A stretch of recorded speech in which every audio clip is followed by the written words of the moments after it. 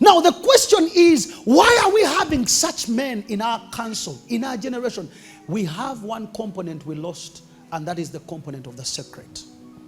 We have a lot of men of God who have not spent time with God. And God can never send a man without spending time with that man. It says, many are called, but few are chosen. But there is a difference between calling, choice, and sending. God proves you to send you to the nations. He will never send you before proving you. He will prove you by possession. He will allow you to go through the testations, just like Jesus Christ was allowed to go into testing in Matthew chapter 4. The Spirit of God carried Jesus, took him to the wilderness. The Bible says to be tempted by the devil.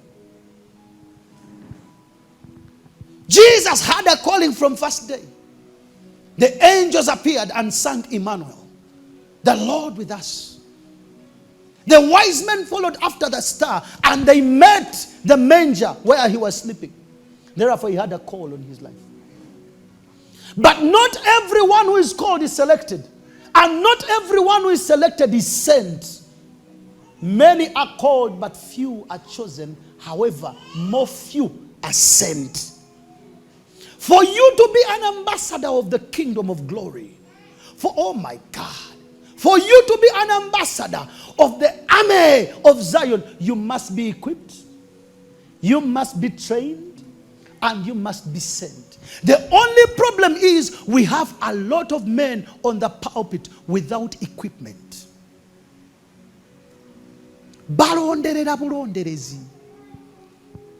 They are designed to fit into the itching ears of the so-called Christian.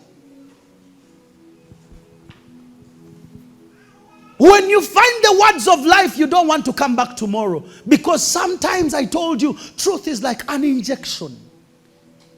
It ministers an antidote in pain. But it's the pain that heals. Amazima galinga chigaji o chinywa zibiriza no kuzibiriza na yebye chikola nga kigenze mu mubiri gwo.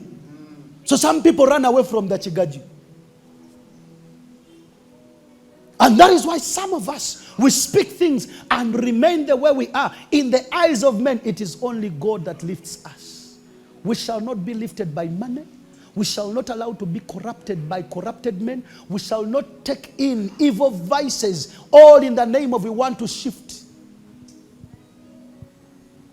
What does it gain a man to eat the world and lose his soul? What does it gain a man? If you got saved from this concert, do you think someone can tell you you can't go to club? When it is the club that called you to the so-called salvation.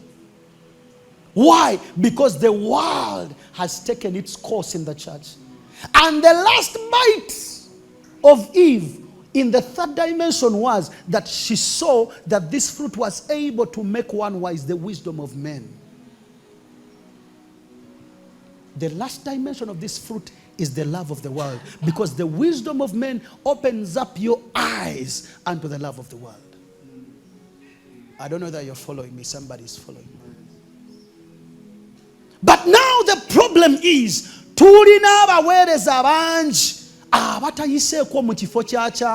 they have not been tested, they have not been trained, they have not been equipped, and they have not been sent.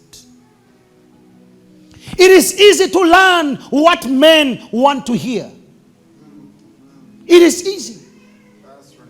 There are men who are so hungry that when you tell them the Lord is going to bless you, they all shout and... Oh, yes.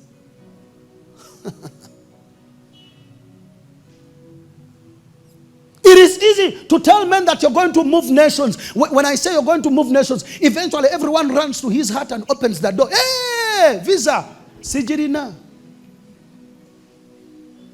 Gwe manya bumanya mazima okolechi osirike amawanga ge gajjo kwenoonyeza tojja kwetuma. The Lord told me the first first day he spoke to me that I have separated you as an apostle and I am going to send you to nations. The first time I was sent to a nation was this year on the behalf of the gospel. The first time I was invited. Glory Flames. That was the first time. That was the first time. The question is, if he told me 13 years ago, what was I doing? He was training me, separating me, equipping me, and then he sent me. These men are coming for the conference. They will tell you what happened in South Africa. They will tell you.